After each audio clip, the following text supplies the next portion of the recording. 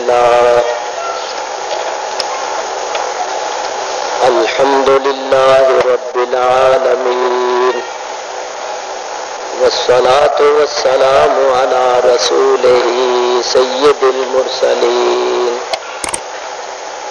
رحمة للعالمين شفيع المذنبين سيد الأولين والآخرين سيدنا ومولانا محمد رسول رب العالمين وعلى آله الطيبين الطاهرين وأصحابه المكرمين المعظمين أما بعد فأعوذ بالله من الشيطان الرجيم بسم الله الرحمن الرحيم ألف لام ميم أحسب الناس أن يتركوا أن يقولوا آمنا وهم لا يفتنون وَلَقَدْ فَتَنَّا الَّذِينَ مِنْ قَبْلِهِمْ فَلَيَعْلَمَنَّ اللَّهُ الَّذِينَ صَدَقُوا وَلَيَعْلَمَنَّ الْكَاذِبِينَ صدق اللہ العلی العظیم. روشی پڑھیے مولانا محمد معدن الجود والکرم وآلہ وصحبہ وبارک وسلم. الصلاة والسلام علیک یا رسول اللہ وعلی آلک واصحابک یا حبیب. السلام علیک یا حبیب اللہ. الصلاة والسلام علیک یا رحمة للعالمین وعلی آلک واصحابک یا شفیع المذنبین. حمد و صلاۃ کے بعد میں نے آپ حضرات کے سامنے سورہ عنکبوت کی پہلی 3 آیتیں تلاوت کی ہیں. اللہ تعالیٰ ارشاد فرماتا ہے الف لام میم احسب الناس، کیا لوگوں کا گمان ہے ان یترکوا ان یقولوا آمنا، یہ کہ ان کو چھوڑ دیا جائے گا صرف اتنا کہنے پر کہ ہم ایمان لائے. وَهُمْ لَا يُفْتَنُونَ، اور ان کی آزمائش نہیں ہوگی. اللہ تعالیٰ ارشاد فرماتا ہے اگر لوگوں کا یہ گمان ہے کہ ہم نے پڑھ لیا ہے لا الہ الا اللہ محمد الرسول اللہ تو چلو اب چھٹی ہوئی، اب کوئی ہماری آزمائش نہیں ہوگی، کوئی ہمارا امتحان نہیں ہوگا، تو ان کا یہ گمان غلط ہے. ہر وہ شخص جو مومن ہونے کا مدعی ہے، جس نے کلمہ طیبہ پڑھا ہے، اس کو یہ جان لینا چاہیے کہ اس کی ضرور آزمائش ہوگی، اس کا ضرور امتحان ہوگا. اللہ تعالیٰ ارشاد فرماتا ہے یہ امتحان کرنا ہماری سنت ہے، ہمارا طریقہ رہا ہے. چنانچہ فرمایا وَلَقَدْ فَتَنَّا الَّذِينَ مِنْ قَبْلِهِمْ، بے شک ہم نے ان کو بھی آزمایا جو ان سے پہلے تھے. ہم نے پہلوں کو بھی آزمایا اور موجودہ لوگوں کو بھی آزمائیں گے، آنے والی نسلوں کو بھی آزمائیں گے. اور ہم کیوں آزماتے ہیں؟ فَلَيَعْلَمَنَّ اللَّهُ الَّذِينَ صَدَقُوا، وَلَيَعْلَمَنَّ الْكَاذِبِينَ، تاکہ اللہ تعالی ظاہر کر دے ان لوگوں کو جو سچے ہیں اور ظاہر کر دے ان لوگوں کو جو جھوٹے۔ میرے بزرگوں اور دوستوں، اللہ تعالی عالم الغیب والشہادہ ہے،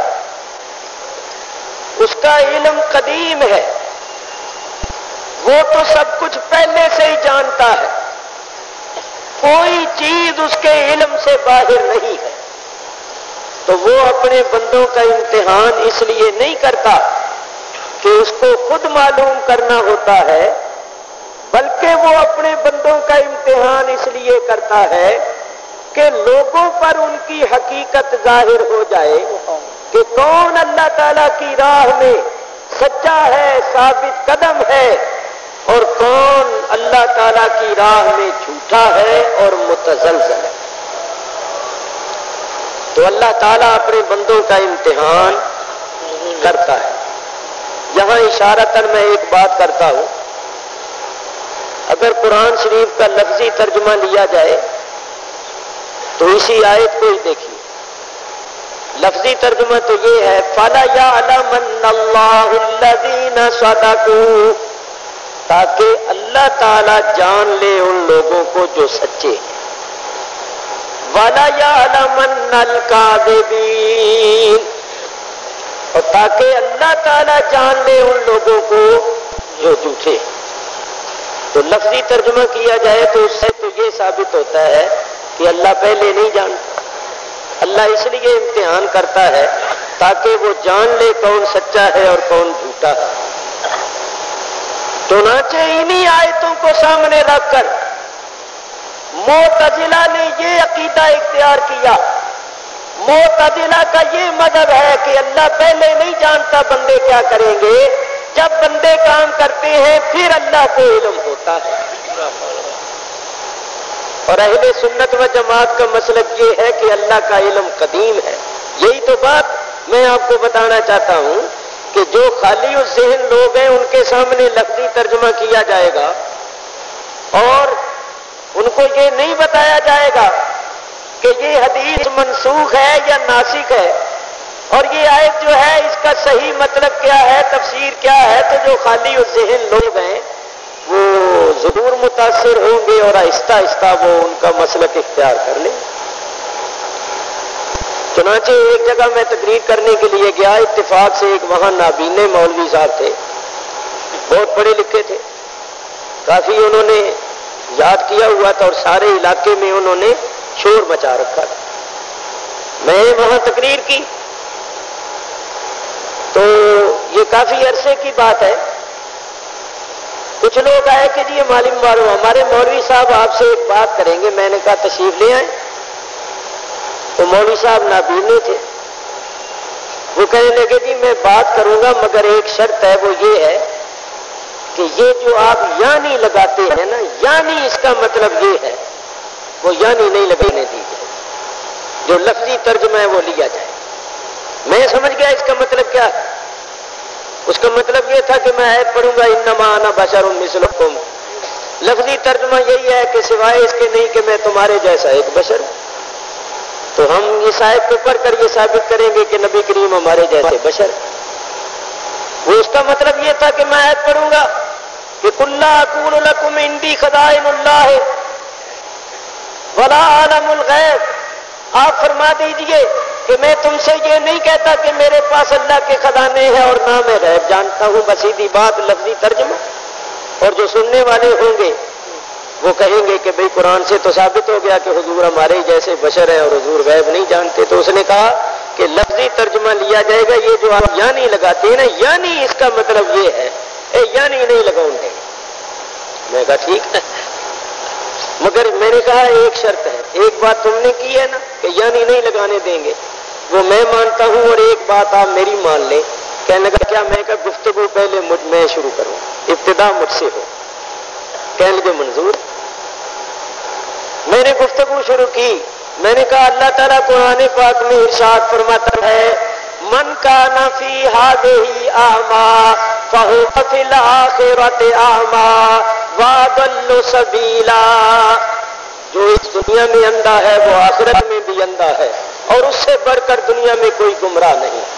میں کہا یعنی نہیں لگانے دینی، تو اندھا ہے، تو یہاں بھی اندھا اور آخرت میں بھی اندھا، اور دنیا میں تیرے جیسا کوئی گمراہ نہیں۔ پہلے اس بات کا اقرار کر، پھر آگے بات چلے گی۔ یعنی نہیں لگانے دے، اس بات کا اقرار کر وہ اندھا ہے یا نہیں۔ تو جو یہاں اندھا ہے وہ آخرت میں بھی اندھا ہے، اور اللہ فرماتا ہے وہ سب سے بڑھ کر گمراہ ہے۔ تو پہلے تو اس بات کا اقرار کر کے میں دونوں جہان میں اندھا ہوں اور مجھ سے بڑھ کر کوئی گمراہ نہیں ہے، پھر آگے بات چلے۔ کہنے لگا اس سے کیا مطلب ہے دل کے اندھے؟ میں کہا یعنی لگائی ہے کہ نہیں لگائی ہے؟ اب تو نے یعنی لگائی ہے تو ہم یعنی لگائیں، تو پھر تم لوگوں کو تو ان کا علاج یہ ہے، جب تک کوئی جواب دینے والا نہیں ہوگا کیسے کام چلے؟ تو دن رات لگے ہوئے، صبح سے میں اس انتظار میں ہوں کہ کب مجھے موقع ملے اور میں اپنے علماء کی خدمت میں آ سکوں۔ جدھر ہم جاتے ہیں جی یہی چھاتے جا رہے ہیں، انہی کا ہی چرچا ہو، دن بدن یہ بڑھتے جا رہے ہیں۔ مسلک ہمارا حق ہے، بزرگان دین ہم میں ہے، ہمارے دارالعلوم ہے، مگر یہ دن بدن کیوں بڑھتے جا رہے ہیں؟ یہ میں مانتا ہوں کہ قیامت آنی ہے، اور قیامت اسی وقت ہی آئے گی جب سچا مسلمان کوئی نہیں رہے گا، لیکن جب تک ہمارے دم میں دم ہے ہمارا فرض ہے کہ ہم مصطفیٰ کے دین کی تبلیغ کرتے رہیں۔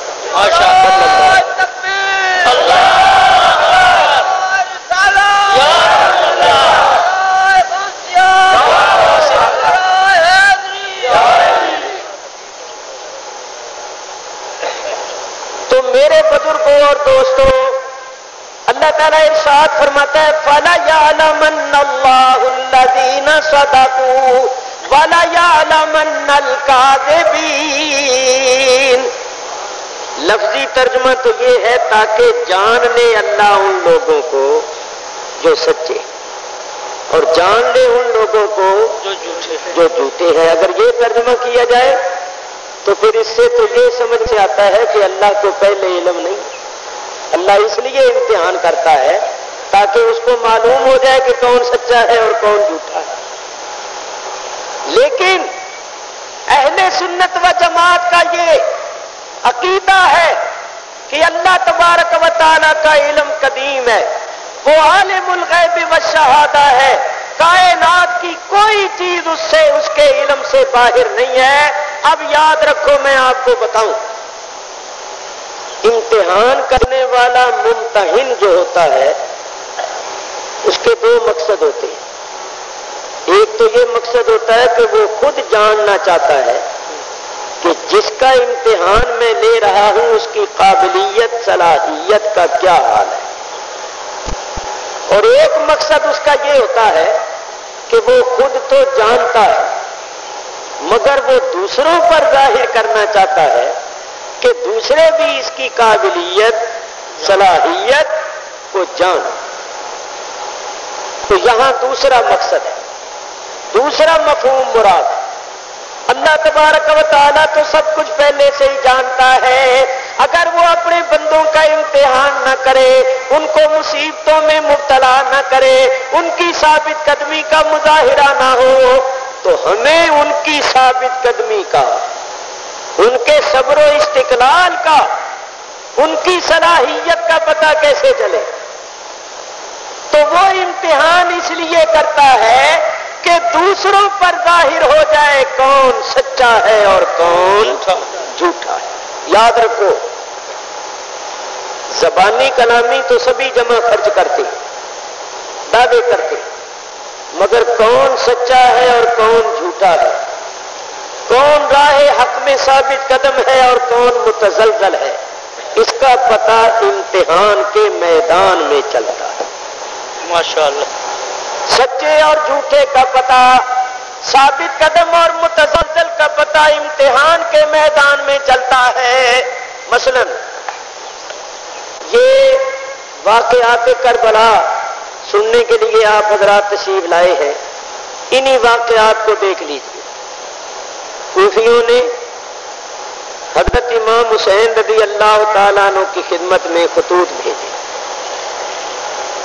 ہم اہل سنت و جماعت کی کتابوں میں لکھا ہوا ہے کہ 150 خط امام کی خدمت میں پہنچے، اور جو دوسرے حضرات ہیں ان کے مذہب کی کتابوں میں لکھا ہوا ہے کہ 12,000 خطوط پہنچے۔ چلیے خیر، 150 خط اس زمانے میں ان حالات میں تھوڑی سی مدت میں پہنچ جانا بھی بڑی اہمیت رکھتا ہے، کیونکہ اس زمانے میں ریل گاڑیاں نہیں تھیں، موٹریں نہیں تھیں، اور ہوائی جہاز وغیرہ نہیں تھے، اس طرح لیٹر بکس نہیں لگے ہوئے تھے کہ آج آپ نے خط ڈالا اور تیسرے دن کراچی اور ہفتے کے اندر اندر دنیا میں ہر جگہ پہنچ جائے۔ اس زمانے میں خط پہنچتے تھے بستی، آدمی کو خط دیا جاتا تھا، وہ پیدل چل کے یا اونٹ گھوڑے پر سواری کر کے جاتا تھا۔ باہر صورت تھوڑی سی مدت میں امام علی مقام کی خدمت میں 150 خط کا پہنچ جانا بھی بڑی اہمیت رکھتا۔ تو ان خطوں میں کوفیوں نے بے پناہ عقیدت محبت کا اظہار کیا۔ میں صرف یہ بات بتانا چاہتا ہوں کہ اگر اللہ ان کا امتحان نہ کرتا اور ان کو امتحان کے میدان میں نہ لاتا تو تاریخ میں یہی لکھا جاتا کہ کوفیوں کو آپ سے بڑی محبت، کوفے والے آپ کے بڑے نیاز مند، مگر اللہ تعالیٰ نے ان کوفیوں کو امتحان کے میدان میں لا کر ظاہر کر دیا کہ ان کی محبت کے دعوے صرف تقریروں اور تحریروں تک ہیں، باتیں باتیں، انہوں نے خطوں میں محبت کے دعوے کیے مگر عمل کے میدان میں یہ اپنی محبت کا ثبوت پیش نہیں کر سکے۔ جب محبت اور عشق کا ثبوت پیش کرنے کا وقت آیا تو یہ میدان میں نہیں آ سکے، بلکہ رشوتیں لے کر، بڑی بڑی جاگیریں لے کر دشمن کے ساتھ مل گئے اور انہوں نے آل رسول کو چھوڑ دیا۔ تو آج تک ان کی بے وفائی ضرب المثل بن گئی، کوفی لا یوفی، دنیا میں کوئی ایسا بے وفا نہیں ہوا جیسے وہ۔ تو اگر اللہ ان کا امتحان نہ کرتا تو تاریخ میں یہی لکھا جاتا کہ وہ بڑے عاشق تھے، بڑے محب تھے، مگر اللہ تعالیٰ نے امتحان کے میدان میں لا کر ان کو ظاہر کر دیا کہ ان کی محبت کے دعوے ہی دعوے تھے، عملی طور پر یہ اپنی محبت کا ثبوت پیش نہیں کر سکتے۔ تو یاد رکھو، عمل سے زندگی بنتی ہے جنت بھی جہنم بھی، یہ خاکی اپنی فطرت میں نہ نوری ہے نہ ناری، اصل چیز ہے عمل۔ باہر صورت میرے بزرگوں اور دوستوں، اللہ تبارک و تعالیٰ کا یہ ہمیشہ طریقہ رہا ہے، سنت رہی ہے کہ وہ اپنے بندوں کا امتحان کیا کرتا ہے۔ یاد رکھو، میں اور آپ سب اس وقت امتحان کی منزل میں ہیں، اللہ تعالیٰ سب کو آزما رہا ہے،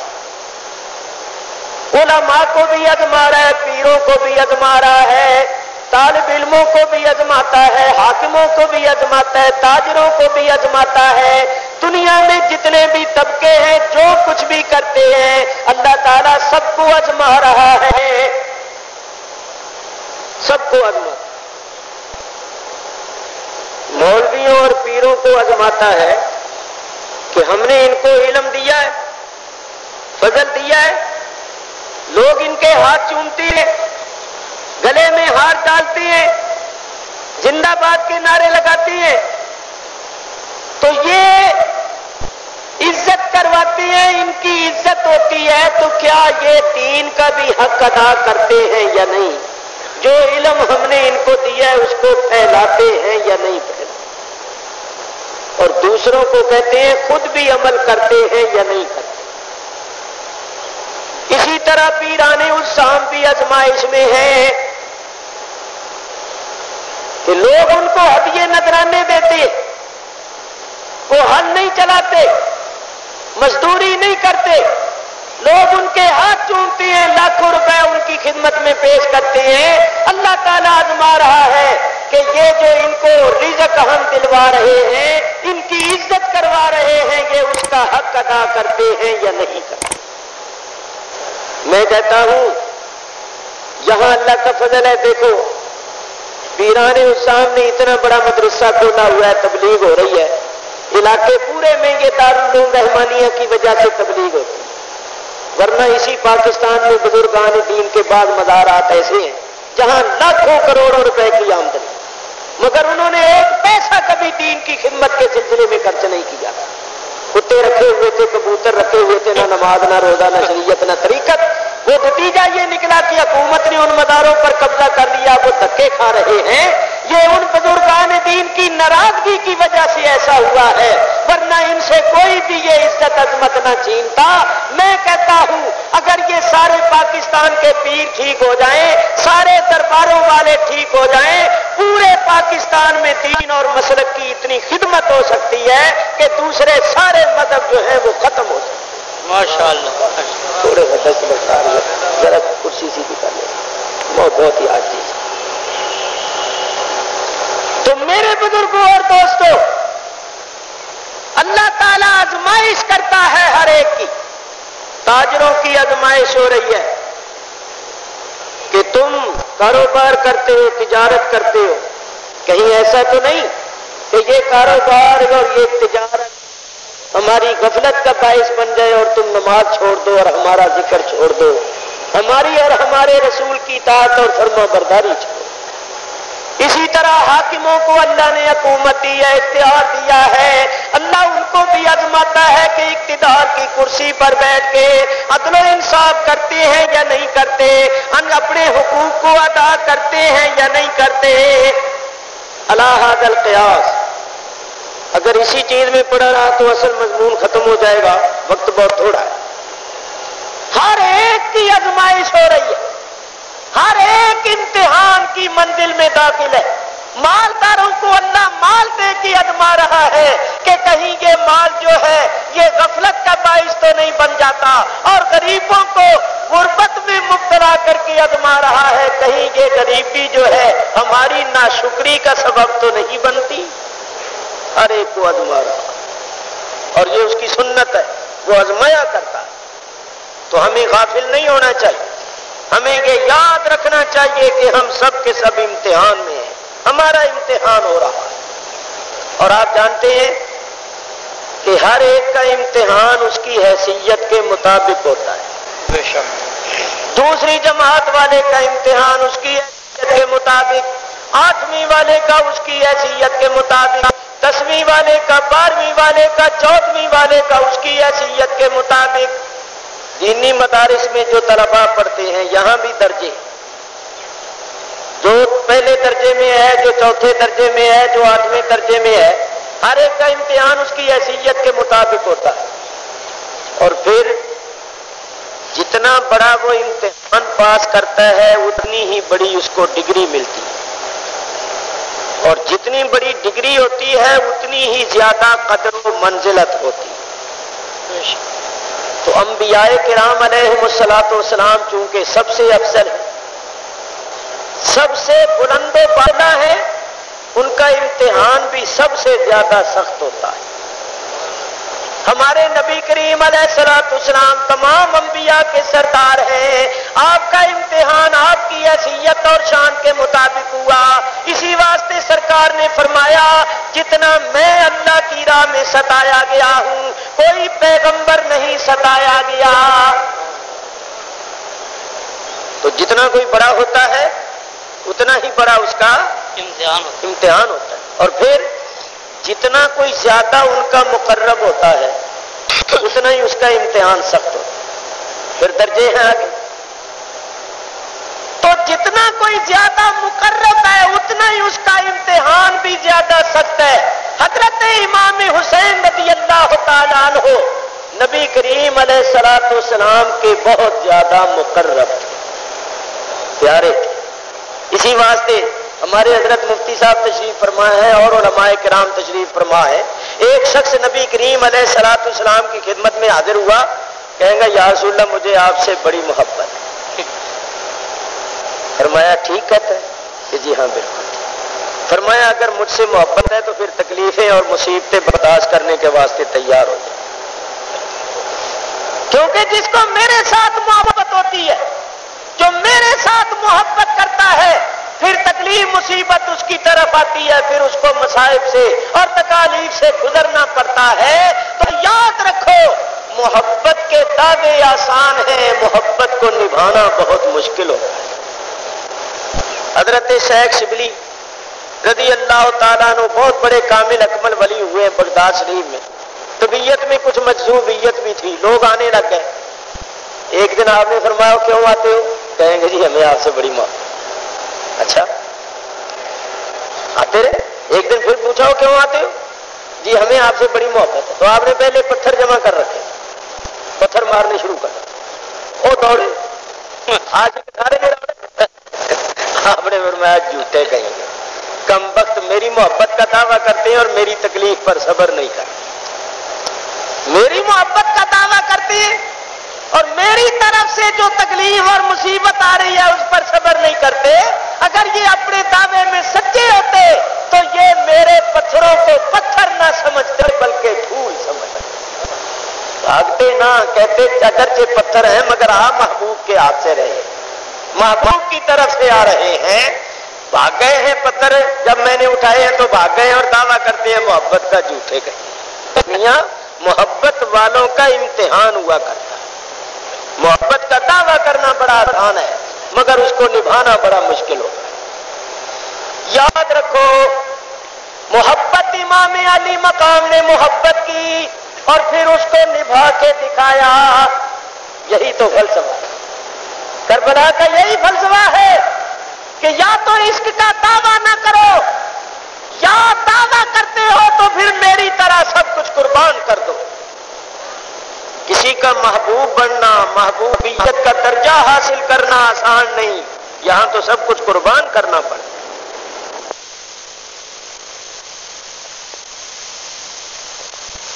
لوگوں نے مسلمان ہونا آسان سمجھی، آسان نہیں ہے، یہاں امتحان دینا پڑتا ہے، آزمائش کی منزلوں میں سے گزرنا پڑتا ہے، کڑوے گھونٹ کو میٹھے شربت کی طرح پینا پڑتا ہے، اور رائے حق میں آنے والی تکلیفوں اور مصیبتوں کو خندہ پیشانی سے برداشت کرنا پڑتا ہے، تب کہیں جا کے محبت کی منزل ملتی۔ لوگوں نے مسلمان ہونا آسان سمجھی، آسان نہیں ہے، یہاں امتحان دینا پڑتا ہے، آزمائش کی منزلوں میں سے گزرنا پڑتا ہے، کڑوے گھونٹ کو میٹھے شربت کی طرح پینا پڑتا ہے، اور رائے حق میں آنے والی تکلیفوں اور مصیبتوں کو خندہ پیشانی سے برداشت کرنا پڑتا ہے، تب کہیں جا کے محبت کی منزل ملتی۔ تو میرے بزرگوں اور دوستوں دیکھو، حضرت امام حسین رضی اللہ تعالیٰ عنہ نبی کریم کے مقرب، ان کی محبت حضور کی محبت، ان کی عداوت حضور کی عداوت۔ حضور علیہ الصلوۃ والسلام نے ارشاد فرمایا من احبہما فقد احبنی ومن ابغضہما فقد ابغضنی، جس نے حسن حسین کو محبوب رکھا اس نے در حقیقت مجھے محبوب رکھا، اور جس نے حسن حسین سے بغض رکھا اس نے میرے ساتھ بغض رکھا۔ حضور علیہ الصلوۃ والسلام اپنے کندھوں پر چڑھا لیتے تھے اور یہ دعا فرمایا کرتے تھے، یا اللہ میں ان دونوں کو محبوب رکھتا ہوں، تو بھی ان کو محبوب رکھ، اور اے اللہ جو ان کو محبوب رکھے تو اس کو بھی محبوب رکھ۔ تو وہ محبوب محبوبیت حاصل تھا۔ اور محبو میں تمہیں خوشخبری سناتا ہوں، اس سے بڑھ کر اور خوشخبری نہیں ہو سکتی۔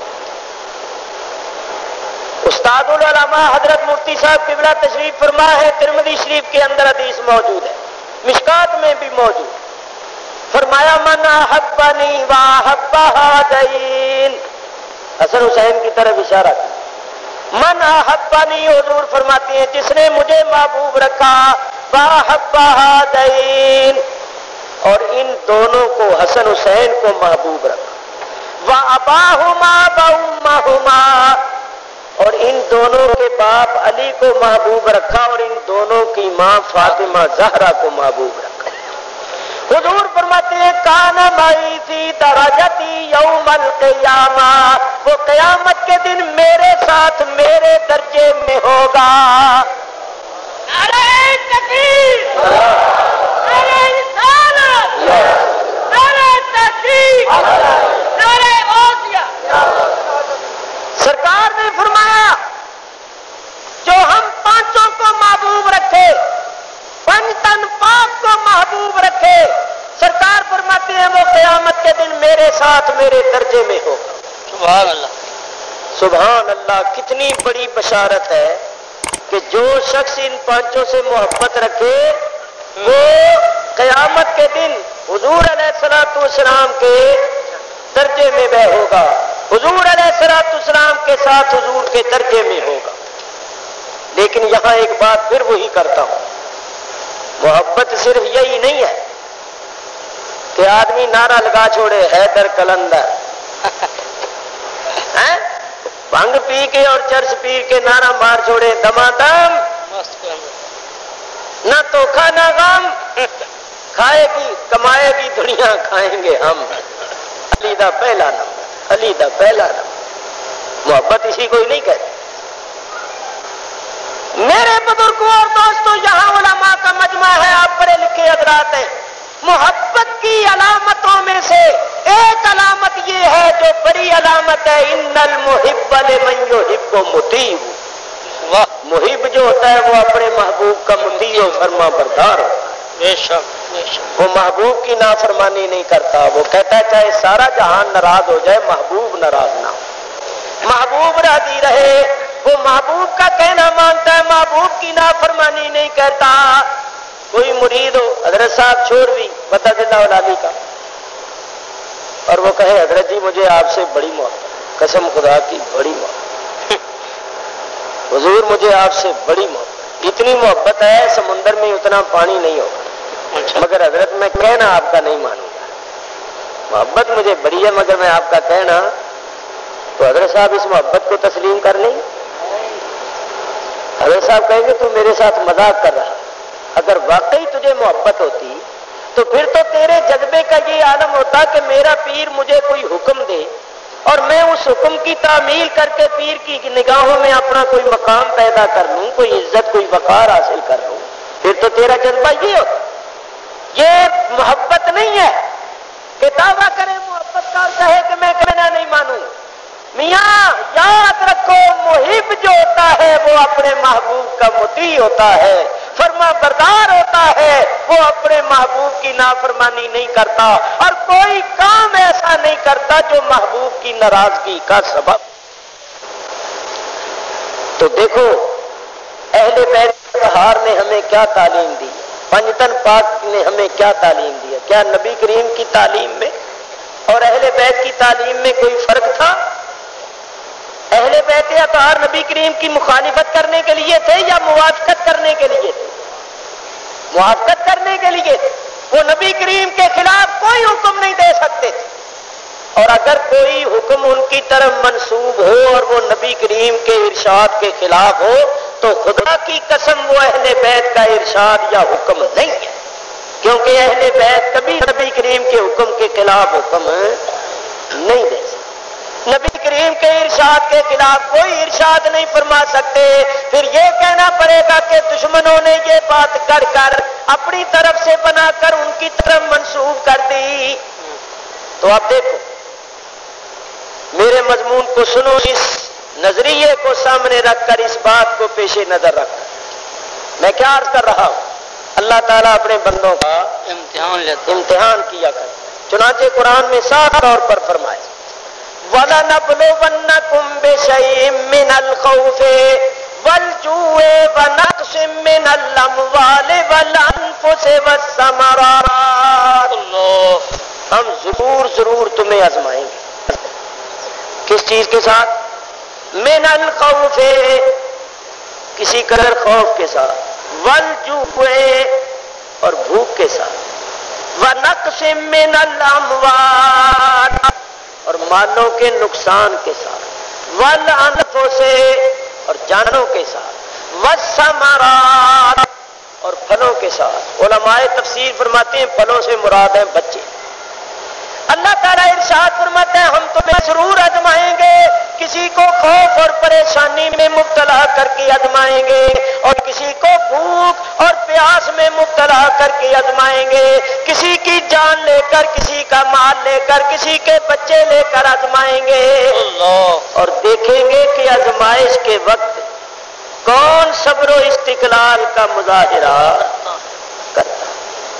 فرمایا وبشر الصابرین، میرے حبیب صبر کرنے والوں کو خوشخبری دے۔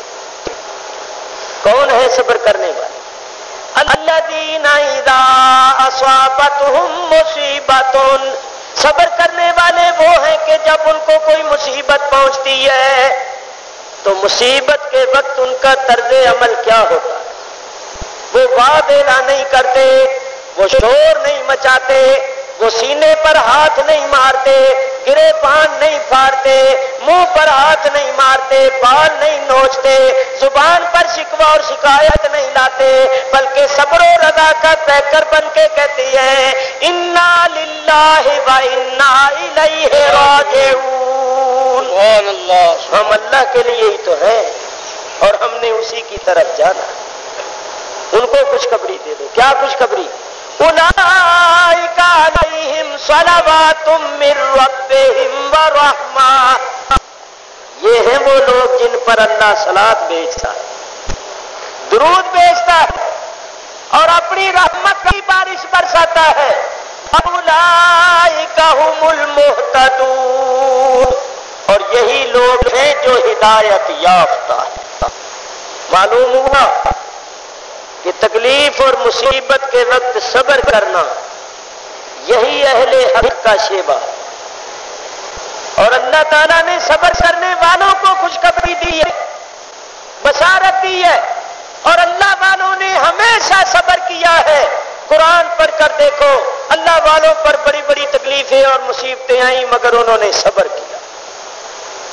دیکھو نا، یوسف علیہ السلام کے بھائی خیر خواہ بن کے، ہمدرد بن کے لے گئے یوسف علیہ السلام، باہر لے جا کے مارا پیٹا، طرح طرح کی اذیتیں پہنچائیں، قمیص اتاری اور اس کو جھوٹا خون لگا لیا، اور یوسف علیہ السلام کو کنویں میں دھکا دے دیا، اور رات کو روتے ہوئے، بکا کرتے ہوئے، ماتم کرتے ہوئے، ہا ہا کرتے آ گئے۔ جس وقت آ گئے، آ کر کہنے لگے یا ابانا انا ذهبنا نستبق وتركنا یوسف عند متاعنا فاكله الذئب، ابا جان ہم دوڑ لگاتے ہوئے آگے نکل گئے اور یوسف کو اپنے سامان کے پاس چھوڑ گئے تھے، ایک بھیڑیا آیا اور وہ یوسف کو کھا گیا۔ نعرہ تکبیر، نعرہ رسالت، نعرہ غوثیہ، حضرت قبلہ عالم سجادہ نشین صاحب، حضرت صاحب تشریف لا رہے ہیں، آپ حضرات ذوق شوق سے تشریف رکھیں، حضرت صاحب تشریف لے آئیں گے اسٹیج پر، آپ ان کی زیارت بھی کریں اور تقریر بھی سنتے ہیں۔ ماشاءاللہ، دیکھو خیر خواہ بن کے، ہمدرد بن کے لے گئے، مارا پیٹا، طرح طرح کی اذیتیں پہنچائیں، اور پھر قمیص اتاری اور یوسف علیہ السلام کو کنویں میں دھکا دے دیا اور قمیص کو جھوٹا خون لگایا اور روتے ہوئے بکا کرتے ہوئے آ گئے۔ اللہ تعالیٰ ارشاد فرماتا ہے وَجَاءُوا أَبَاهُمْ عِشَاءً يَبْكُونَ، وہ آئے رات کی تاریکی میں اپنے باپ کے پاس روتے ہوئے، بکا کرتے ہوئے، شور مچاتے ہوئے۔ دیکھو خود ہی مارا خود ہی رو رہے، یہ عجیب بات، خود ہی مارا خود ہی رو رہے اور خود ہی رو رہے، شور مچا رہے، اور ابا جان سے آ کر کیا کہنے لگے؟ اللہ فرماتا ہے بچاؤ علی قمیصہ بدم کذب، وہ آئے یوسف علیہ السلام کی قمیص کو جھوٹا خون لگا کر، ڈروں گا، بالکل نہیں، کسی سے نہ ڈروں گا نہ گھبراؤں گا۔ علماء نے لکھا ہے جب قرآن پڑھا جائے، حدیث پڑھی جائے، کسی اور طرف توجہ نہیں ہونی چاہیے۔ حدیث پڑھی جائے تو سننے والوں کو وہی آداب ملحوظ رکھنے چاہیے جو صحابہ کرام نبی کریم سے حدیث سنتے وقت رکھتے تھے۔ تو ہم لوگ جو عشق کے دعوے دار ہیں، محبت کے دعوے دار ہیں، رسول کی سنت کے دعوے دار ہیں صلی اللہ علیہ وسلم، ہم عمل نہیں کریں گے تو اور کون کرے؟ اس واسطے اب آپ توجہ کرو، ادھر دھیان کرو۔ انہوں نے، اللہ فرماتا ہے بجاؤ علی قمیصہ بدم کذب، وہ آئے یوسف علیہ السلام کی قمیص پر جھوٹا خون لگا کر۔ جھوٹا خون کیوں کہا؟ خون بھی کبھی جھوٹا ہوتا ہے یا سچا ہوتا ہے؟ ہاں، جھوٹا اس لیے کہا کہ وہ خون تھا کسی جانور وغیرہ کا، اور انہوں نے ظاہر یہ کیا تھا کہ یہ یوسف علیہ السلام کا خون ہے۔ تو بتاؤ واقع میں، حقیقت میں وہ یوسف علیہ السلام کا خون تھا؟ نہیں۔ بولو سارے۔ تو جو بات خلاف واقعہ ہو اس کو جھوٹ کہتے ہیں، جو بات واقع کے خلاف ہو اس کو جھوٹ کہتے ہیں، یہ جھوٹ کی تعریف ہے۔ اسی واسطے اللہ نے بدم کذب فرمایا کہ انہوں نے ظاہر یہ کیا تھا کہ یہ یوسف علیہ السلام کا خون ہے، اور واقع میں وہ یوسف علیہ السلام کا خون نہیں تھا۔ تو یہاں سے سبق حاصل کرو۔ اسی طرح آج اگر ہم بھی کوئی چیز لگا لیں، مثلا رنگ ہو یا کوئی اور خون شون ہو، کچھ ہو، اور ظاہر یہ کریں کہ یہ امام حسین کا خون ہے، تو ایمانداری سے بتاؤ کہ کیا واقع میں وہ امام حسین کا خون ہے؟ اللہ تعالیٰ ارشاد فرماتا ہے بجاؤ علی قمیصہ بدم کذب، وہ یوسف علیہ السلام کی قمیص کو جھوٹا خون لگا کر آئے۔ دیکھو میں نے بتانا یہ تھا، جنہوں نے خیر خواہ بن کے بلایا انہوں نے بے وفائی کی، مارا پیٹا، طرح طرح کی اذیتیں پہنچائیں، کنویں میں دھکا دیا، اور جھوٹا خون لگا کے بکا کرتے ہوئے شور مچاتے ہوئے آئے۔ جنہوں نے مارا تھا انہوں نے تو اتنا کچھ کیا، لیکن جن کا محبوب جدا ہو گیا، جن کا لگتے جگر جدا ہو گیا، انہوں نے فرمایا فصبر جمیل، میں تو صبر ہی کروں گا کیونکہ صبر ہی اچھا ہے۔ معلوم ہوا اہل حق کا ہمیشہ سے یہی طریقہ اور شیوا رہا ہے کہ انہوں نے صبر کیا ہے۔ تو میرے بزرگوں اور دوستوں، ہم لوگ اسی واسطے یہ اس قسم کے باتیں نہیں کرتے، اس قسم کے ڈرامے نہیں رچاتے، کیونکہ یہ اہل حق کا طریقہ اور شیوا نہیں ہے۔ اہل حق اور اہل طریقت کا شیوا ہمیشہ یہی رہا ہے کہ انہوں نے صبر سے کام لیا ہے، کیونکہ صبر اللہ کو پسند ہے۔ اسلام کی تعلیم بھی صبر ہے، اور صبر کرنے والوں کے لیے ہی بشارت ہے، اور اللہ تعالیٰ کی معیت بھی صبر کرنے والوں کو ہی حاصل ہوتی ہے۔ تو میرے بزرگوں اور دوستوں، کوفیوں نے بھی بالکل اسی طرح کیا، خیر خواہ بن کے، ہمدرد بن کے، مرید بن کے، محب بن کے بلائے، اور پھر بے وفائی کی، بڑی بڑی رشوتیں لے کر، بڑی بڑی جاگیریں لے کر حکومت وقت سے مل گئے، اور آل رسول کا ساتھ چھوڑ دیا اور دشمنوں کے حوالے کر دیا۔ نہیں سنو، بڑی بڑی رشوتیں لے کر گھروں میں ہی نہیں بیٹھے رہے کہ ساتھ چھوڑ دیا ہو اور اندر گھس گئے ہو، نہیں، مقابلے پر آئے۔ ابن زیاد نے کہا میں اتنی بڑی بڑی رشوتیں لے کر اور اتنی بڑی بڑی جاگیریں لے کر تمہیں گھر میں نہیں بیٹھنے، تم حسین کے مقابلے پر جاؤ، تم نے خطوط لکھ کے بلایا ہے، تم نے ان کو دعوتیں دی ہیں، تم مقابلے پر جاؤ۔ چنانچہ وہی بے غیرت بے حیا کوفی تلواریں لے کر، جن کو دعویٰ تھا اہل بیت کی محبت کا، بے وفا ہو گئے اور وہ تلواریں لے کر مقابلے پر آ گئے، مقابلے پر۔ یہ صاحبزادے یہاں پڑھنے آئے ہیں رسالہ، ان کو کہو اس کمرے میں چلے گئے، کمرہ کھلا ہے، وہاں اطمینان سے بیٹھ کر مقابلے پر آ گئے۔ چنانچہ عمر بن سعد نے ایک شخص کو بلایا، اور کہا کہ جاؤ حسین کو میرا یہ پیغام پہنچا دو۔ اس نے کہا جناب کسی اور کو بھیجیے، مجھے ذرا سامنے جاتے ہوئے شرم آتی ہے کیونکہ میں نے خط لکھا تھا، میں ان لوگوں میں سے ہوں جنہوں نے خط لکھ کے بلایا۔ عمر بن سعد نے دوسرے کو بلایا، اس نے کہا جی میں نے بھی لکھا۔ تیسرے کو بلایا، اس نے میں نے بھی لکھا۔ اور جس کو بھی بلایا کہ میں نے لکھا۔ ایک کو بلایا، اس نے کہا جی انہوں نے خط ہی لکھے تھے، میں تو خود خدمت میں حاضر ہوا تھا دعوت دینے کا۔ معلوم ہوا جنہوں نے خطوط لکھ کے بلایا تھا انہوں نے ایسی بے وفائی کی کہ ساتھ ہی نہیں چھوڑا کہ ساتھ چھوڑ کر گھروں میں بیٹھ گئے ہوں، بلکہ تلواریں اور نیزے بالے برشیاں لے کر مقابلے پر آ گئے۔ نہیں تو خود حضرت امام حسین کی تقریریں پڑھ کر دیکھیے جو آپ نے کربلا میں فرمائی۔ آپ ان کوفیوں سے فرماتے تھے اور فلانے تو نے تو مجھے خط لکھا تھا، اور فلانے تو نے تو مجھے خط لکھا تھا، اور فلانے تو میری خدمت میں حاضر ہوا تھا۔ کہتے نہیں آپ غلط کہتے۔ تو آپ فرماتے خدا کی قسم میں نے کبھی جھوٹ نہیں بولا، جب سے مجھے معلوم ہوا ہے کہ جھوٹ بولنا گناہ ہے میں نے کبھی جھوٹ نہیں بولا۔ تم کہتے ہو کہ ہم نے خط نہیں لکھے، کم بختو تمہارے خط تو ابھی بھی میرے پاس موجود ہے، میں ساتھ لے کر آیا۔ معلوم ہوا جنہوں نے خط لکھ کے بلایا تھا، جن کو عاشق ہونے کا دعویٰ تھا، جن کو حضرت علی کی جماعت ہونے کا دعویٰ تھا، وہ خود امام علی مقام کے مقابلے پر آ گئے تلواریں لے کر۔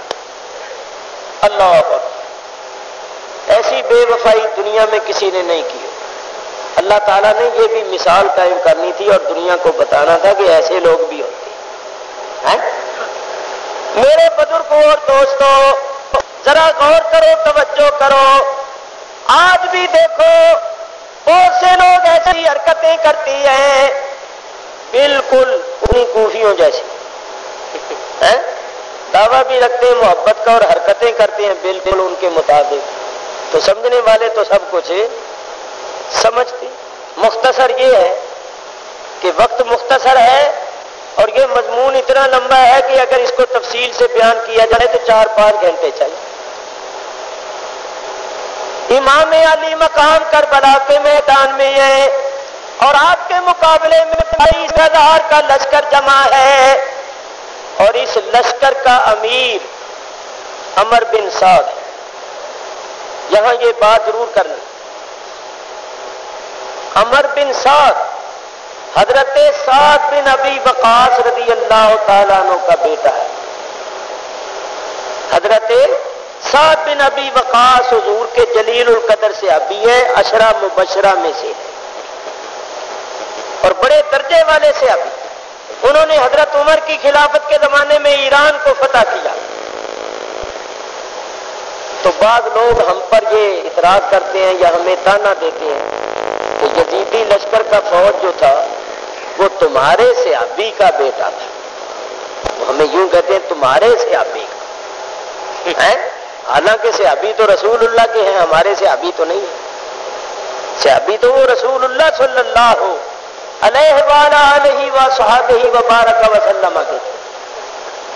تو بلا شبہ وہ نبی کریم کے جلیل القدر صحابی کا بیٹا تھا، مگر یاد رکھو اگر بیٹا نالائق ہو جائے، بیٹا بعد میں نالائق ہو جائے، ظالم ہو جائے، تو اس پہ ظلم اور اس کی نالائقی کا الزام اس کے باپ پر عائد نہیں ہوتا۔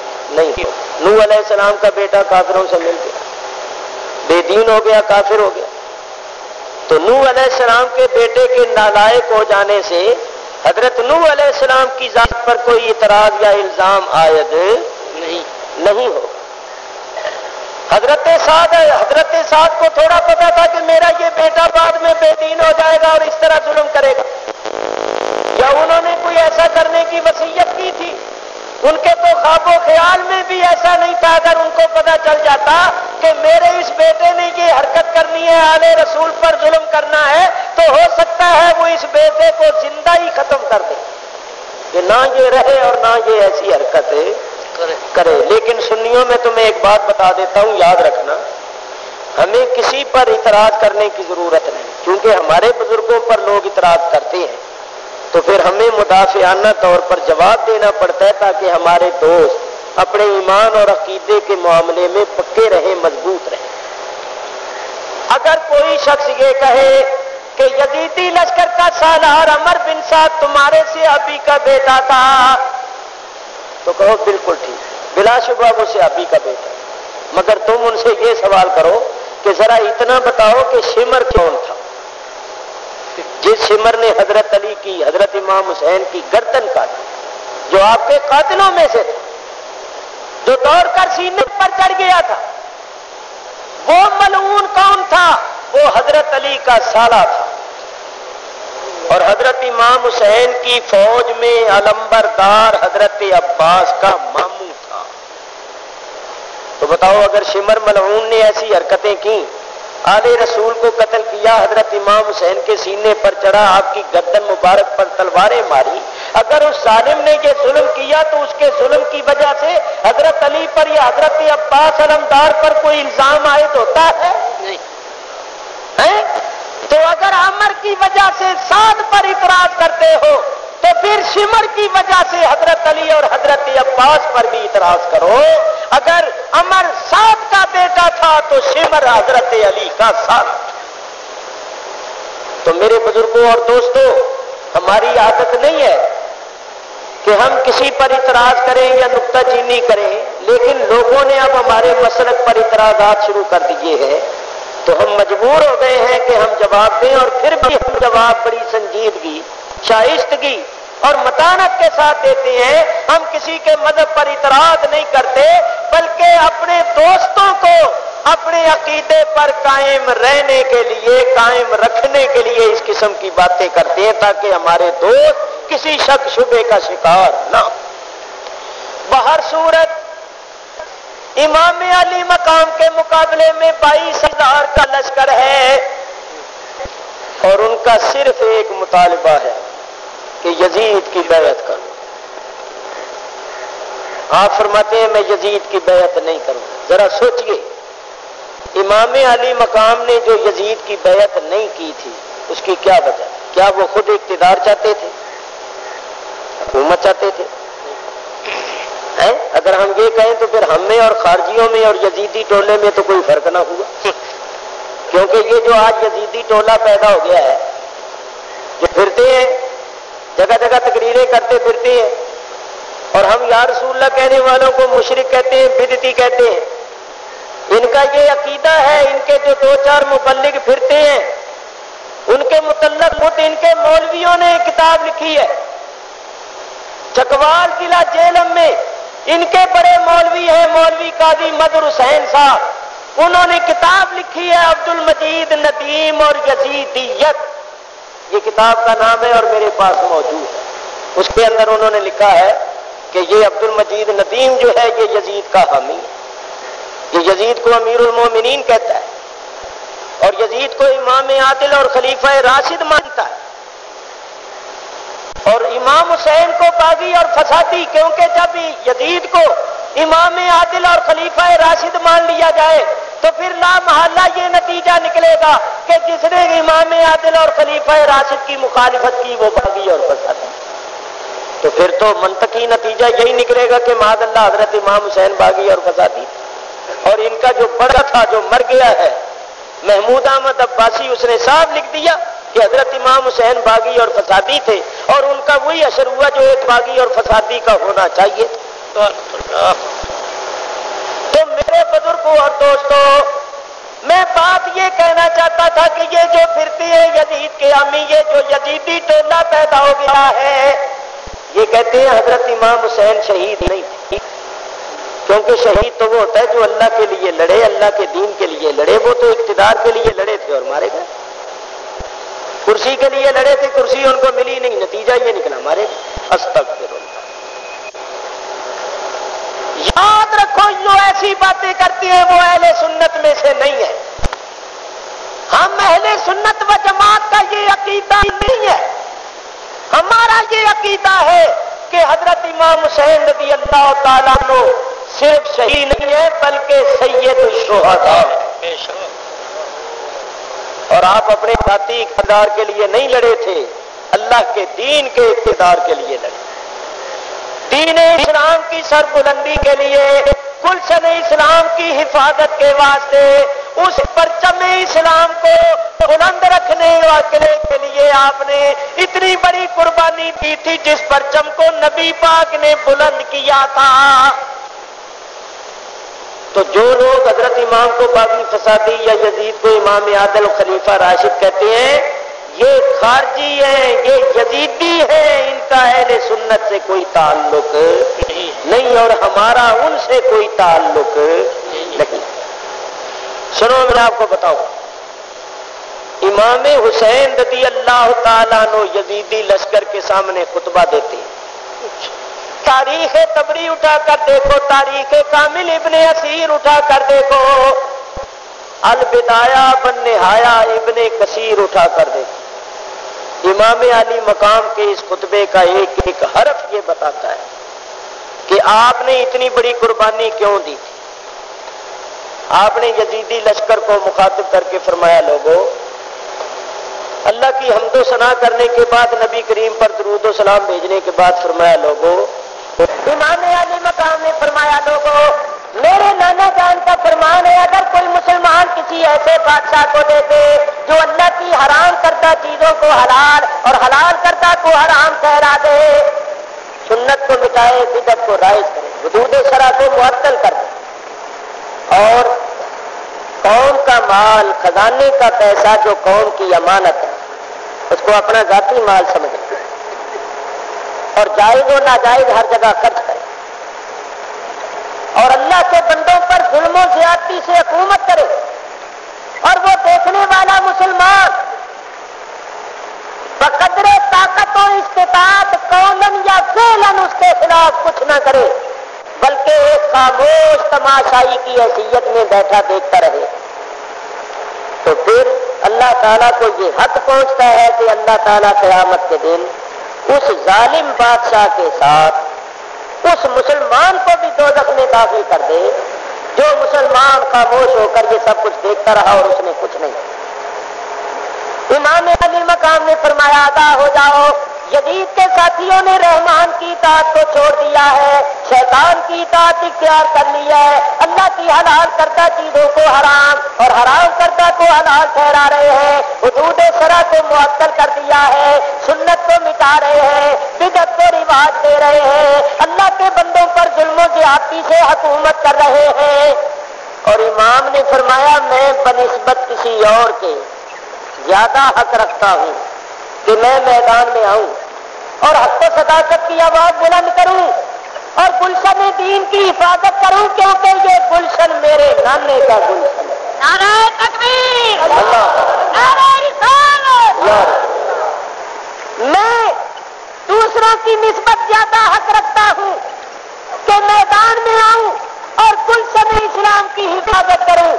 اس سلسلے میں اگر مجھے اپنا خون دینا پڑے، اپنے عزیزوں کا خون دینا پڑے، اپنے دوستوں کا خون دینا پڑے، تو میں دوں گا اور دریغ نہیں کروں گا، لیکن گلشن اسلام کو خدا کا شکار نہیں ہونے دوں گا، اس کو تازہ اور شگفتہ رکھوں گا، کیونکہ اس گلشن کو میرے نانے نے اپنے خون سے سینچا۔ امام علی مقام کے اس خطبے کا ایک ایک حرف یہ بتاتا ہے کہ امام علی مقام نے جو اتنی بڑی قربانی دی تھی، اس کا مقصد کیا؟ میرے بزرگوں اور دوستوں، یزید نے شراب کو حلال قرار دے دیا تھا۔ وہ کہتا تھا اگر دین احمد میں شراب حرام ہے تو کیا ہوا، دین مسیح میں حلال ہے، تم پیو۔ اس نے محرمات کے ساتھ نکاح کرنے کی اجازت دے دی تھی۔ یزید کے دور میں بھائیوں نے اپنی بہنوں کے ساتھ نکاح کیا، اور اس نے ایسی ایسی حرکتیں کی کہ حضرت عبداللہ بن حنظلہ غسیل الملائکہ رضی اللہ تعالیٰ عنہ، حضرت حنظلہ کے بیٹے حضرت عبداللہ فرماتے ہیں کہ یزید نے ایسی ایسی برائیاں بدکاریاں کی کہ اس کی برائیوں اور بدکاریوں کی وجہ سے ہمیں یہ اندیشہ ہو گیا کہ کہیں آسمان سے پتھر نہ برسنے لگے۔ اور آج یہ لوگ یزید کو امیر المومنین کہتے پھرتے ہیں، جیسے مومن ویسے ان کا امیر ہے۔ آؤ میں تمہیں بتاؤں، پڑھے لکھے حضرات تو بہت کچھ جانتے ہیں، یہ سکولوں میں پڑھنے والے لڑکے بھی جانتے ہیں کہ حضرت عمر بن عبدالعزیز رضی اللہ تعالیٰ حالانکہ خاندان بنی امیہ میں سے یزید کے رشتہ داروں میں، اور یزید کے بعد وہ امیر بنے، جب ان کو حکومت ملی تو انہوں نے اس طرح عدل و انصاف سے حکومت کی کہ حضرت عمر فاروق رضی اللہ تعالیٰ عنہ کی خلافت کا نمونہ اور مثال انہوں نے پھر قائم کر ایسا عدل و انصاف اس کے بعد شاید ہی کسی امیر اور خلیفے نے کیا ہوگا جیسا کہ حضرت عمر بن عبدالعزیز رضی اللہ تعالیٰ عنہ نے کیا۔ ان کا شمار بلا شبہ خلفائے راشدین میں ہوتا، تو وہ حالانکہ جلیل القدر تابعی ہے، یزید کے ہم عصروں میں سے، تو ان کے سامنے کسی نے یزید کو امیر المومنین کہہ دیا، کسی نے امیر المومنین کہہ دیا، تو حضرت عمر بن عبدالعزیز نے کہا تو یزید جیسے ظالم اور فاسق کو امیر المومنین کہتے ہیں، حکم دیا کہ اس کو 20 کوڑے مارو۔ جس نے یزید کو امیر المومنین کہا تھا حضرت عمر بن عبدالعزیز نے اس کو 20 کوڑے لگوائے، 20 کوڑوں کی سزا دی۔ تو آج لوگ کھلم کھلا یزید کو امیر المومنین کہہ رہے ہیں کہ پوچھنے والا نہیں ہے۔ اگر یہاں کوئی پوچھنے والا نہیں ہے تو کیا ہوا؟ قیامت کے دن اللہ کی بارگاہ میں مقدمہ پیش ہوگا اور وہ حکم الحاکمین عدل و انصاف کرے گا۔ اس دن ظالموں کو پتہ چلے گا کہ ظلم کا انجام کتنا سخت ہے۔ جہاں تک شہادت کے واقعات کا تعلق ہے، کیسٹیں گلی گلی کوچے کوچے بج رہے ہیں، سب کے پاس ہے، سب نے سنے ہوئے، اور وقت بھی ان کے لیے بڑا چاہیے شہادت کے واقعات کے لیے، اور یہاں وقت بہت مختصر ہے، اس لیے میں آج ان مسائل کو بیان کر رہا ہوں جو بڑے ضروری ہیں، جن کی وجہ سے ہمارے بھائی جو شکوک و شبہات کا شکار ہو رہے ہیں، میں ان مسائل کو بیان کر رہا ہوں تاکہ ہمارے بھائی شکوک و شبہات کا شکار نہ ہو۔ ایک مسئلہ بڑا اہم ہے، میں اس کو آپ کے سامنے بیان کر دیتا ہوں، یہ بڑا ہی اہم مسئلہ ہے، اس کو دل کے کانوں سے سنو۔ یہ یزیدی ٹولہ جو اب نکلا ہے، جو گاؤں بگاؤں شہر بشہر پھر کے کر رہے ہیں تبلیغ، کیونکہ پیسہ اوپر سے مل رہا ہے، لاکھوں کروڑوں روپیہ مل رہا ہے کہ یزیدیت کو اور نجدیت کو پھیلاؤ اور سنیت کو مٹاؤ، دن رات لگے ہوئے ہیں۔ یہ ایک شبہ ایسا پیدا کرتے ہیں کہ اچھے اچھے پڑھے لکھے لوگ جو ہیں ان کے ذہن بھی منتشر ہو جاتے ہیں، اور وہ جو یقین کی فضا ہے وہ شک سے مقدر ہو جاتی ہے۔ اس لیے میں چاہتا ہوں اس مسئلے کی وضاحت کروں۔ وہ مسئلہ یہ ہے، وہ یہ کہتے ہیں کہ اگر یزید فاسق و فاجر اور ظالم تھا تو بعض صحابہ نے یزید کی بیعت کر لی، انہوں نے پھر بیعت کیوں کی؟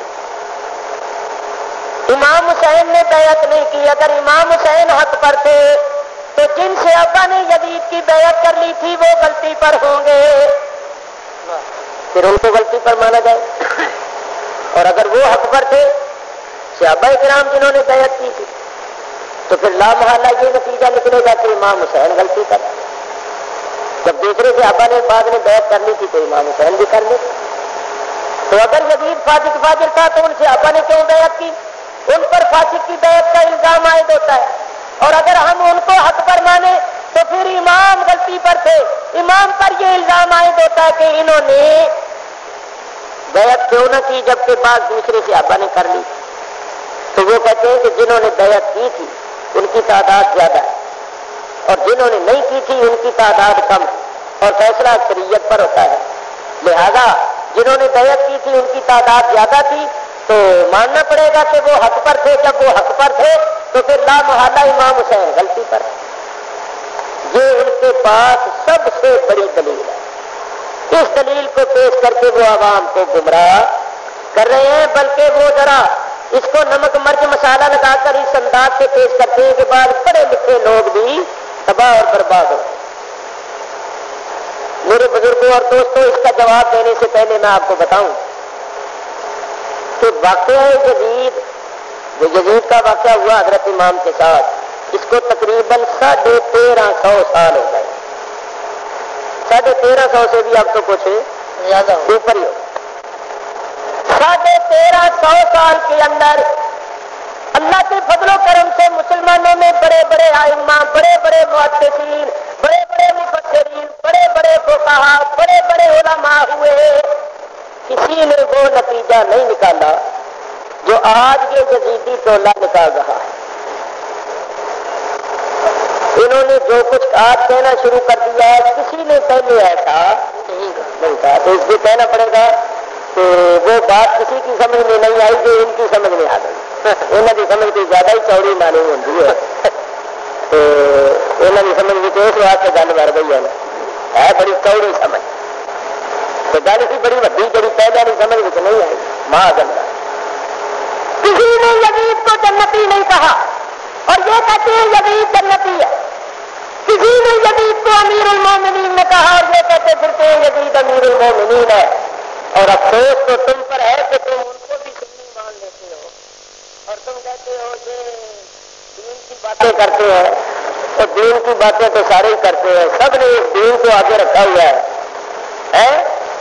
اپنے مقاصد کو پورا کرنے کے لیے اس دین کو ایک ذریعہ بنایا ہوا ہے.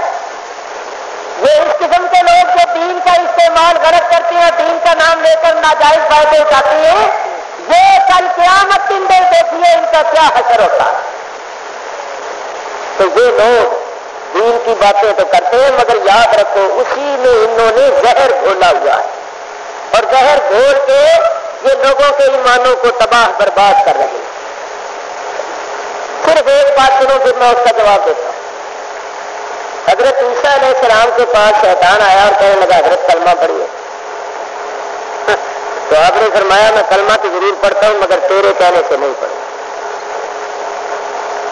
کیوں؟ سوچیے آپ کہ شیطان نے برا کام کرنے کے لیے تو نہیں کہا تھا، کلمہ ہی پڑھنے کو کہا. لیکن حضرت عیسیٰ نے کہا کلمہ روز پڑھتا ہوں پڑھوں گا مگر تیرے کہنے سے نہیں پڑھوں. کیوں؟ وجہ کیا تھی؟ وجہ بہت بڑی ہے. آپ سنیے.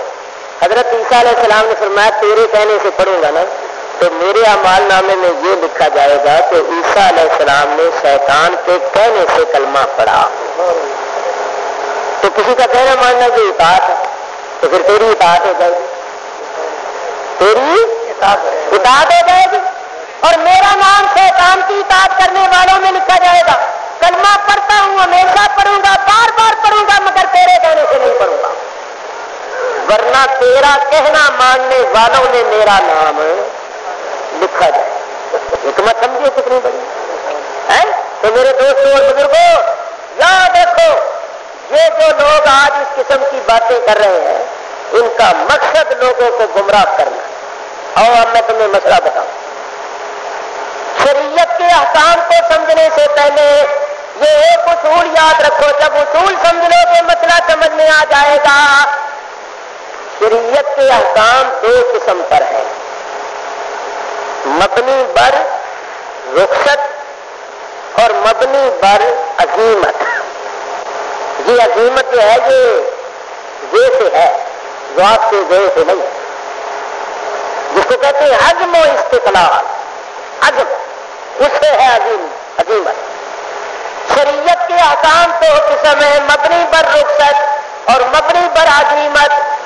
مثال پیش کروں تاکہ بہت جلدی سمجھ میں بات آ جائے اور پھر آگے جو مسئلہ کرنا ہے اس کا سمجھنا بھی آسان ہو جائے. دیکھو کسی مسلمان کو چند کافر ظالم لوگ پکڑ اور پکڑ کر کہیں کہ تو کفر کے کلمے کہہ، خدا اور رسول کو جھوٹا کہہ یا دین اسلام کو جھوٹا کہہ، قرآن کو جھوٹا کہہ.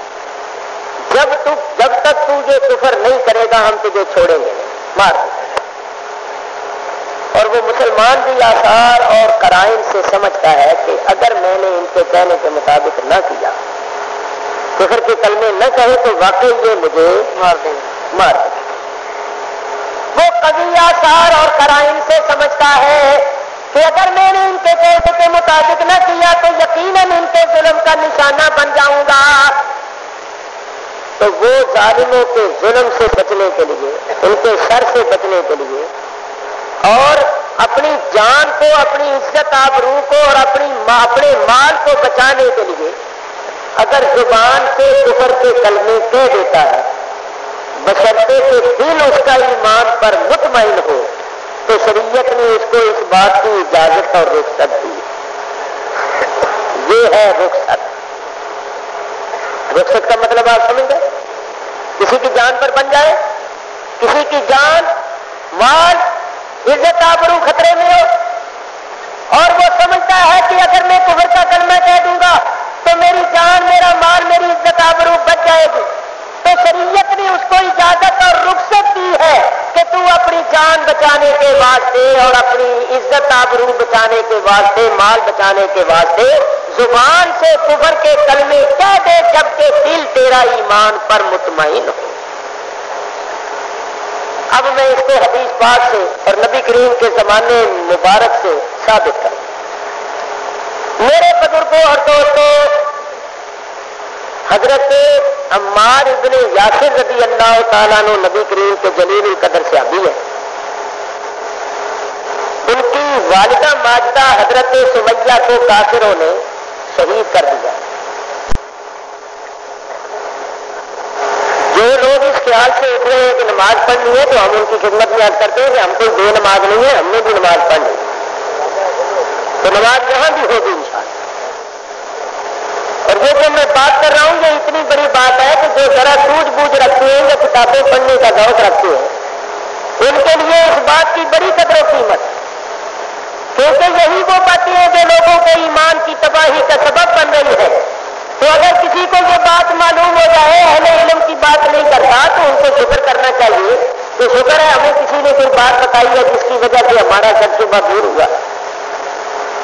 تو سنو، حضرت عمار ابن یاسر کی والدہ کا نام تھا حضرت سمیہ۔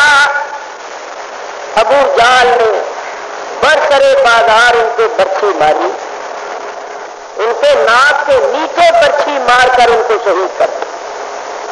اور مائی صاحبہ جب برچھی کھا کر زمین پر گری تو ان کی زبان پر بھی الفاظ تھے، خوش تو بے رب الکعبہ، رب کعبہ کی قسم میں کامیاب ہو گئی۔ یہ کیوں فرمایا؟ اس لیے کہ حدیث شریف میں آتا ہے کہ جب کوئی شخص اللہ کی راہ میں شہید ہوتا ہے تو اس کے جسم پر زخم لگتا ہے، تو نبی کریم نے فرمایا اس کا خون زمین پر بعد میں گرتا ہے اور وہ جنت میں اپنا ٹھکانہ پہلے دیکھ لیتا۔ جنت بے حجاب اور بے نقاب ہو کر اس کے سامنے آ جاتی۔ تو مائی صاحبہ کے سامنے بھی جنت آ گئی تھی، تو انہوں نے کہا رب کعبے کی قسم میں کامیاب۔ یہ کنز الایمان شریف کے اندر حدیث موجود ہے۔ حضرت عمار کی والدہ کو کافروں نے شہید کیا، والد کو شہید کیا، ان کے بچوں کو طرح طرح سے ستایا، دکھ دیے، اور اب یہ خود کافروں کی قید میں تھے، اور نبی کریم ہجرت کر کے مدینے آ گئے۔ حضرت عمار کافروں کی قید میں تھے، صدموں کا ہجوم تھا ہجوم۔ دیکھو، ایک تو ماں شہید ہو گئی، باپ بھی ہو گیا، بال بچے ظالموں کے ظلم کا نشانہ بنے، نبی کریم کی جدائی، اور پھر خود کافروں کی قید میں، کتنے صدمے تھے۔ حضرت عمار نے کافروں سے کہا کہ تم لوگ مجھے رہا کرو، تو کہا ہم رہا نہیں کریں، طرح طرح کے دکھ دے دے کے تجھے ماریں گے نہیں، دکھ دے دے، طرح طرح کی اذیتیں پہنچا کے ماریں گے۔ حضرت عمار نے کہا کوئی صورت ایسی ہے کہ تم لوگ مجھے چھوڑ دو؟ انہوں نے کہا ہاں ایک صورت ایسی ہے کہ تم مرتد ہو جاؤ، اپنا دین چھوڑ دو، ہم تمہیں چھوڑ دیں۔ انہوں نے کہا اچھا میں مرتد ہو جاؤں، میں اپنا دین چھوڑ دیتا ہوں، کسی طرح تم مجھے رہا کرو۔ کافروں نے کفر کے کلمے کہلوائے، انہوں نے کہہ دیے، ظاہر ہے کہ انہوں نے کوئی کسر تو باقی نہیں نہ چھوڑی ہوگی، جو کچھ وہ کہتے رہے، کہلواتے رہے، یہ کہتے رہے، ان کو یقین ہو گیا کہ یہ مرتد ہو گئے، یہ اپنا دین چھوڑ گئے، انہوں نے رہا کر۔ جب انہوں نے کافروں کی قید سے رہائی پائی تو رہائی پاتے ہی مکے سے چلے اور منزلیں طے کرتے ہوئے مدینہ طیبہ پہنچے۔ حضور علیہ السلام کی خدمت اقدس میں پہنچے۔ جب حضور کی خدمت میں پہنچے تو حضور کے پاس چند صحابہ بیٹھے ہوئے تھے، دروازے پر آئے اور نبی کریم کو جو دیکھا تو ان کی دھائیں نکل گئی، رو زور زور یا رسول اللہ کوئی آپ کی بارگاہ میں آیا گھر بار چھوڑ کر، کوئی آیا جائیداد چھوڑ کر، کوئی آیا ساز و سامان چھوڑ کر، کوئی آیا دکان مکان چھوڑ کر، کملی والے میں تیری بارگاہ میں آیا ہوں اپنا دین اور ایمان چھوڑ کر. اور یہ کہتے پھر ہچکیاں بند. حضور کافروں نے مجھ سے میرا ایمان چھین لیا ہے، میرا دین لے لیا ہے، انہوں نے مجھ سے میرا ایمان لے لیا ہے، آپ مجھے ایمان دے دیجیے. حضور میں نے ایمان اس لیے دے دیا کہ پہلے میرے پاس ایمان کہاں تھا، آپ نے تو دیا، آپ سے تو دیا. کافروں نے مجھ سے میرا ایمان چھیننا چاہا، میں نے کہا کافروں چھین لو، جس آقا نے پہلے ایمان دیا تھا وہ اب بھی موجود ہے، میں جا کر پھر ان سے ایمان لے لوں. تو حضور انہوں نے مجھ سے میرا ایمان چھین لیا، آپ مجھے عطا فرما دیں. حضور رحمت عالم نے حضرت عمار کو بلایا، پاس بٹھا کر پشت پر ہاتھ رکھا اور بڑی شفقت و محبت سے فرمایا کہ یہ بتاؤ جب کافروں نے کفر کے کلمے کہہ لگائے تھے اس وقت دل کی کیا حالت؟ عرض کیا یا رسول اللہ خدا وحدہ لا شریک کی قسم میرا دل 100% ایمان پر مطمئن اور قائم، قلبی طور پر میں کروڑواں حصہ بھی نہیں متزلزل ہوا. صرف جان بچانے کے لیے ان کے سر اور ان کے ظلم سے بچنے کے لیے زبان سے میں کلمے کہہ رہا تھا، دل سے ان کلموں کو غلط سمجھتا تھا، دل سے میں ایمان پر قائم. اسی وقت اللہ نے آئے دیتا. اللہ تعالیٰ ارشاد فرماتا ہے من کفر باللہ من بعد ایمانہ، جو اللہ کے ساتھ کفر کرے ایمان لانے کے بعد، الا من کرہا جبکہ اس کو مجبور کر دیا جائے حالت اکراہ میں، وقلبہ مطمئن بالایمان. معاویہ نے رضی اللہ تعالیٰ عنہ 20 برس تک حکومت کی تھی، سلطنت اسلامیہ کے وہ واحد امیر تھے. تقریباً 25 سال سے زیادہ پہلے انہوں نے گورنری کی تھی. چاروں خلفائے راشدین کے زمانے میں وہ گورنر بن گئے. اور پھر جب حضرت امام حسن نے ان کے ساتھ صلح کر لی اور ان کے ہاتھ پر بیعت کر لی، پھر سلطنت اسلامیہ کے وہ واحد امیر. اور سلطنت اسلامیہ پر بنی امیہ کا قبضہ اور غلبہ، کیونکہ امیر معاویہ نے 20 سال تک ساری سلطنت پر حکومت کی. تو بنی امیہ کو بڑی شان و شوکت اور بڑی قوت حاصل تھی. حضرت امیر معاویہ نے یزید کو مقرر کیا. یزید اس وقت بھی فاسق و فاجر تھا، مگر وہ چھپ چھپ کے فسق و فجور کرتا تھا. حضرت امیر معاویہ کو پتہ بھی تھا، آپ نے اس کو سمجھایا بھی تھا کہ تو اپنی اصلاح کر لے، میں تجھے اپنا ولی عہد بنانا چاہتا ہوں. تو یزید نے کہا تھا اچھا میں اپنی اصلاح کرتا ہوں، بلکہ اگر آپ مجھے ولی عہد بنائیں گے تو میں ایسی حکومت کر کے دکھاؤں گا جیسی کہ حضرت عمر فاروق نے کی. اور امیر معاویہ نے کچھ لوگوں کی ڈیوٹی بھی لگائی کہ اس کو سمجھاؤ، اس کی اصلاح کرو، اور اس نے کافی سمجھ لیا، اصلاح کر لی. لیکن امیر معاویہ کی ساری نصیحتیں وصیتیں بھول گیا. جب تخت پر بیٹھا فرعون کی طرح مغرور اور متکبر ہو گیا اور اس نے کیا جو پھر کیا. تو میرے دوستوں بزرگوں جو میں نے بات کرنی ہے وہ یہ کہ جب یزید تخت نشین ہوا تو کچھ صحابہ ایسے تھے کہ جن کا مقصد یہ تھا کہ پہلے آپس میں بڑی لڑائیاں ہوئی، بڑے قتل ہوئے، اور اب ان لوگوں کو قوت حاصل ہے. تو انہوں نے یزید کی بیعت کر لی کہ چلو دیکھو یہ کیا کرتا ہے، ہو سکتا ہے کہ یہ اچھے طریقے پر چل پڑے، اچھے طریقے سے حکومت کرے. دل سے وہ بھی یزید کو برا سمجھتے تھے، اچھا نہیں سمجھتے تھے. جنہوں نے یزید کی بیعت کی تھی وہ بھی یزید کو امام عادل یا خلیفہ راشد نہیں سمجھتے تھے، اس کو فاسق ہی سمجھتے تھے، مگر شر سے بچنے کے لیے.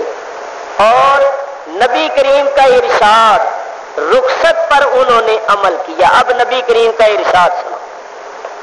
نبی کریم کے ارشادات حدیثوں میں موجود ہے. حضور نے فرمایا میرے بعد ظالم حاکم ہوں. ان ظالم حاکموں کی صفتیں یہ ہوگی، سرکار نے فرمایا ان حدثوا کذبوا، وہ باتیں کریں گے تو جھوٹ بولیں، وَإِنْ عَمِلُوا ظَلَمُوا، عمل کریں گے تو ظلم کریں گے. یہاں تک فرمایا کہ وہ بے وقوف ہوں گے، نادان ہوں گے، نادانی کی وجہ سے ایسی ایسی حماقتیں کریں گے کہ میری امت میں ہلاکت اور تباہی کا سلسلہ شروع ہو جائے. یہاں تک فرمایا وہ میری سنت کو مٹائیں گے اور ان کے دل شیطانوں جیسے دل ہوں گے. لہم قلوب الشیاطین. تو حضور نے جب یہ فرمایا تو صحابہ نے عرض کیا یا رسول اللہ ہمارے لیے کیا حکم ہے؟ فرمایا تم ان کے ظلم اور شر سے بچنے کے لیے ان کے ہاتھ پر ہاتھ رکھ کے کہہ دینا سمعنا واطعنا، پر دل سے ان کو اچھا نہ سمجھے. تو جن صحابہ نے یزید کی بیعت کر لی تھی انہوں نے نبی کریم کے ان ارشادات پر عمل کیا.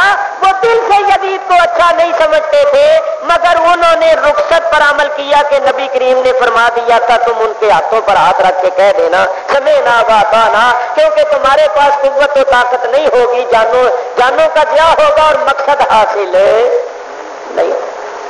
تو جنہوں نے رخصت پر عمل کیا ہمیں نہیں حق پہنچتا کہ ان کی ذات پر اعتراض کریں یا نکتہ چینی کریں، کیونکہ انہوں نے شریعت کے احکام پر عمل کیا، اور جو شریعت کے کسی حکم پر عمل کرے اس پر نکتہ چینی کرنا جائز ہے.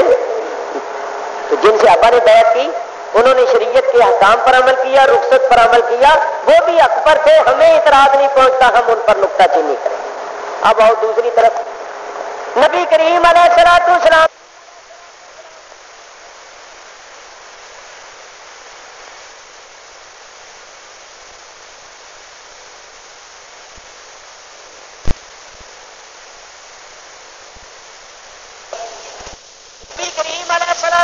نے فرمایا جب وہ ظالم عظیم ہو گئے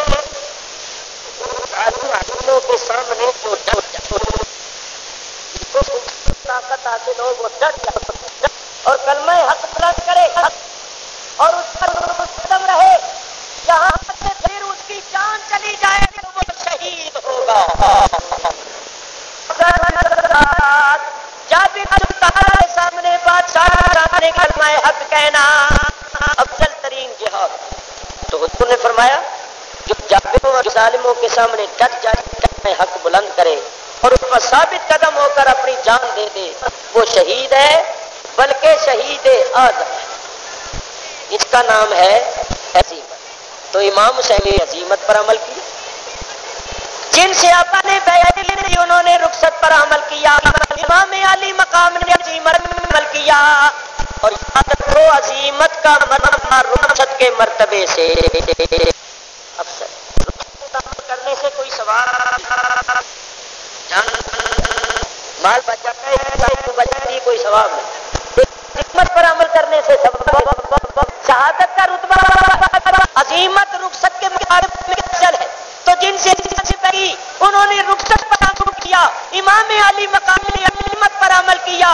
عزیمت کا مقام بلند ہے لہذا اس کردار اور لحاظ میں امام علی مقام کا مقام بھی بلند ہے. انہوں نے افضل ترین جہاد کیا. اور دیکھو میں اب خلاصہ آپ کو بتاؤں،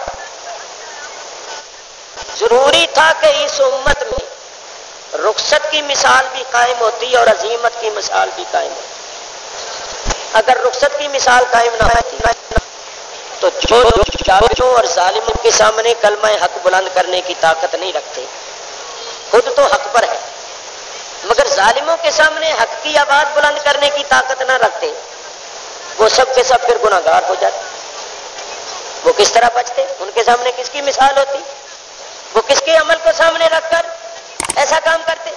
اور آج تم دنیا میں دیکھتے ہو کافروں کی حکومتیں، جابروں کی حکومتیں، وہاں مسلمان قلیل تعداد میں رہتی، وہ وہاں بہت سی ایسی باتیں ہیں جو اعلانیہ نہیں کہہ سکتے. تو ضروری تھا